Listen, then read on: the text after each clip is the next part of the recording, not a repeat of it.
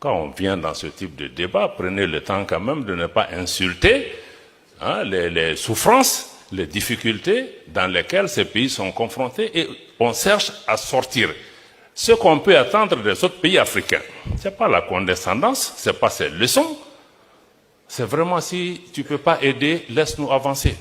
Le souverainisme peut être également une idéologie populiste de conquête du pouvoir et que le populisme peut être également un moyen pour des régimes issus des coups d'État de se perpétrer au pouvoir sans organiser des élections. Je vous remercie infiniment.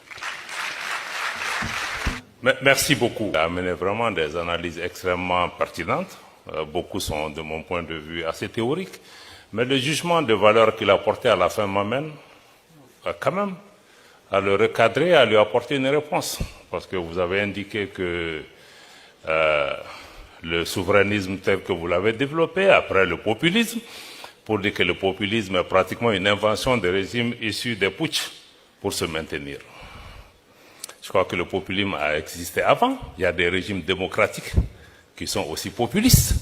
Moi, je crois que la moindre des choses, c'est d'avoir un respect pour les pays et les peuples dans leur lutte.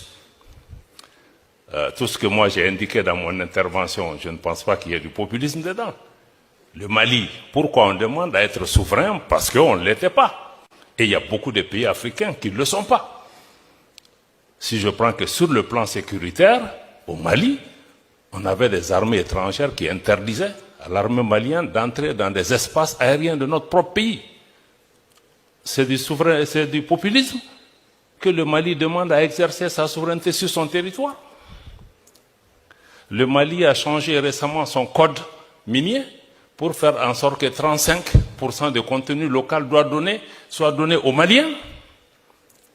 Mais c'est parce que les différents systèmes qu'on a mis en place, c'était pour contrôler nos pays, désigner des présidents, désigner des premiers ministres, désigner des gouvernements, demander qu'on donne des marchés à des entreprises étrangères et que nos productions soient exploitées au bénéfice de ceci avec une pression.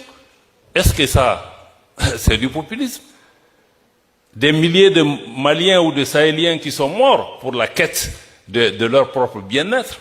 Moi, je crois que aussi quand on est professeur, on écoute, on fait ces analyses, je crois qu'il faut les documenter. C'est pourquoi je parlais aussi de désinformation, parce que malheureusement, le professeur lui-même est désinformé parce que son analyse n'est pas l'analyse de quelqu'un qui vit une situation réelle, parce que ça, ce sont des terminologies qui sont utilisées par des radios, des médias qui nous combattent. Je n'empêche pas les professeurs africains d'étudier, mais étudier avec vos propres clés. N'allez pas prendre des stéréotypes pour coller aux gens ici et là. Les gens se battent. Les gens ont leur quotidien, ils se battent pour ce qu'ils cherchent. Mais moi, on n'a pas de souci à ce que les gens viennent nous coller des étiquettes ici et là. Parce que même ceux qui collent des étiquettes, ils parlent de coups d'État, ils parlent de tout ça. Mais on a vu ces mêmes pays applaudir des coups d'État quand ça va dans le sens qu'ils souhaitent. Où il y a des régimes démocratiques qui sont fabriqués à dessein.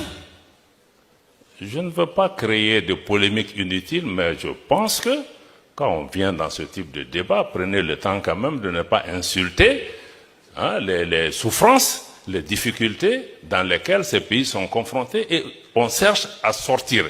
Ce qu'on peut attendre des autres pays africains, ce n'est pas la condescendance, ce n'est pas ces leçons, c'est vraiment si tu ne peux pas aider, laisse-nous avancer. Mais ne viens pas amener des jugements de valeur. Donc je m'excuse, modérateur, mais je ne peux pas laisser passer ce type d'analyse qui est loin d'être une analyse même académique. C'est une charge politique à laquelle je réponds. Merci, monsieur le ministre.